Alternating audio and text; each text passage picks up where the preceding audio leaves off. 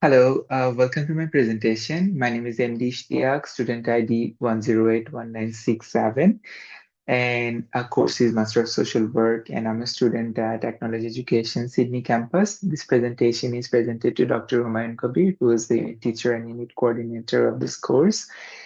And my presentation topic is the stolen generations. Today, I'm going to talk about these stolen generations, who they were, what happened to them, and why their history still affects Aboriginal and Torres Strait Islander people today. I'll also explain what this means for us as emerging social workers. And first, I would like to acknowledgement of country. I acknowledge and pay my respect to the traditional custodians and original owners of this land, the Gadigal people of the Eora Nation. I recognize their continuing connection to land, water, and culture. I pay my respect to those who have passed before and acknowledge the elders past, present, and emerging. First, I would like to talk about the concept of this topic. The stolen generations refers to Aboriginal and Torres Strait Islander children who were taken away from their families by governments, police, and missions. This happened mainly between 1910 and 1970.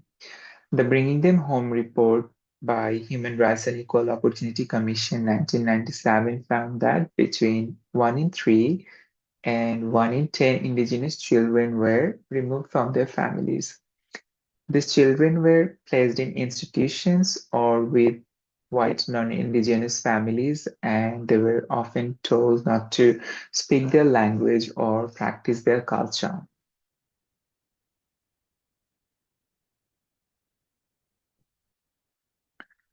And if we have a look at the historical context of stolen generation, to understand that and why this happened, we need to look at colonization. So when Europeans arrived in Australia, Aboriginal and Torres Strait Islander peoples were pushed off from their land, their cultures were restricted, and many were harmed by violence and disease. Later, governments introduced assimilation laws. These laws allowed authorities to control almost every part of Indigenous people's lives, including the power to remove their children. And this history created deep trauma that didn't just disappear when the laws changed. So, what are the significance to Indigenous people today? The stolen generations is significant because it wasn't just about taking children.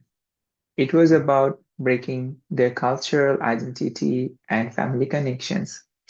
Many children from stolen generations, they grew up not knowing who they were, where they came from, or who their family was. They knew that they just looked different from the families they're put into. The Bringing Them Home report 1997 described this as a major violation of human rights. For Indigenous people, this history is not in the past. It's something that still shapes their identity, well-being, and community life till death. So, what are the impacts on families and communities? If we look at it, we know that the removal didn't just affect the children, they deeply affected parents, grandparents, and whole communities. Many parents never recovered from the losing their children. The Healing Foundation 2017 explains that families experience grief, shame, and a breakdown of community structures. Some survivors say they struggles to show love because they never actually experienced it themselves. This created long-term emotional pain that has been passed down through generations, which is now known as intergenerational trauma. Intergenerational trauma means trauma that gets passed from one generation to the next, like I just said. This can happen through parenting, relationships, silence, fear, or emotional disconnections. The Australian Institute of Health and Welfare in 2018 found that descendants of removed children Even if they were not removed themselves, they still have higher rates of poor health, discrimination, and violence. This shows that the trauma didn't stop with the first generation. It continues to affect children and grandchildren today. So, what are the contemporary impacts of stolen generation? AIHW in 2021 looked at stolen generations survivors aged 50 and over. They found that survivors are 1.4 times more likely to have poor mental health, 1.4 times more likely to have a disability, and 1.7 times more likely to experience discrimination. These numbers show that the trauma of removal has lifelong effects on health and well-being. And socioeconomic impacts of stolen generation. The same report also found that survivors face more financial hardships. They're 1.8 times less likely to own a home, 1.6 times more likely to struggle to find an emergency fund, and 1.5 times more likely to rely on government payments like Centrelink and disability pensions, etc. Many survivors were denied education or forced into labor as child, which limited their opportunities later in life and made them heavily reliant on social welfare support like Centrelink or disability pensions, etc. And the outcomes for descendants were looked into by ASW in a 2018 report. They looked at the children and grandchildren of removed people. Descendants are twice as likely to experience discrimination, almost twice as likely to experience violence, and 1.6 times more likely to have poor health. This shows that the effects of removal didn't end with the survivors, they continue across generations. Unfortunately, child removal is still happening today. If we have a look at the contemporary child removal, how it happens. So the Healing Foundation 2017 reported that in 2015, over 5% of indigenous children were in out-of-home care, which is almost like 10 times the rate of non-indigenous children. Even though the reason for removal today are different, the impact can feel very similar: loss of identity, disconnection from culture, and trauma. So, why these impacts persist? These impacts continue because many of the bringing them home recommendations were never fully implemented. The Healing Foundation in 2017 found that less than 10% were completed, only less than 10%. Structural racism, under-resourced services, and the lack of culturally safe support all contribute to ongoing trauma. Without proper healing and support, the cycle of this never-ending tragedy continues.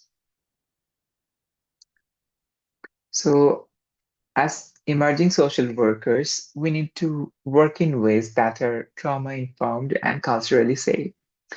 The Australian Association of Social Workers Code of Ethics 2020 tells us to respect people, support self-determination, and practice cultural responsiveness. The AASW Practice Standard of 2023 also requires us to work in partnership with Aboriginal and Torres Strait Islander people and recognize the importance of kinship, culture, and community. Many survivors and descendants may fear services because of past removal. So, building trust is essential. We need to listen, avoid judgment, and work alongside Indigenous led organizations. Ethically, we must avoid causing harm or re traumatizing people. The AASW Code of Ethics 2020 emphasizes cultural safety, informed consent, confidentiality, and professional integrity. The Australian Association of Social Worker Practice Standards 2023 reminds us to be aware of power imbalances and to use trauma informed approaches.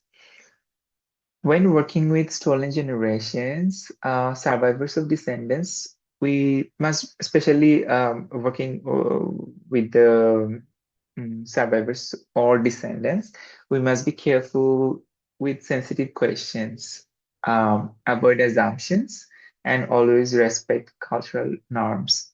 Our role is to support healing, not repeating their past harms. We should remember that.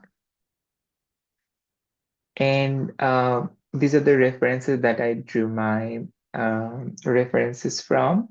Human Rights and Equal Opportunity Commission's Bringing Them Home report and AIHW's 2018 and 2021 reports and Healing Foundation's Bringing Them Home 20 Years on an Action Plan on Healing, that report, and also AASW's Code of Ethics and Practice Standard.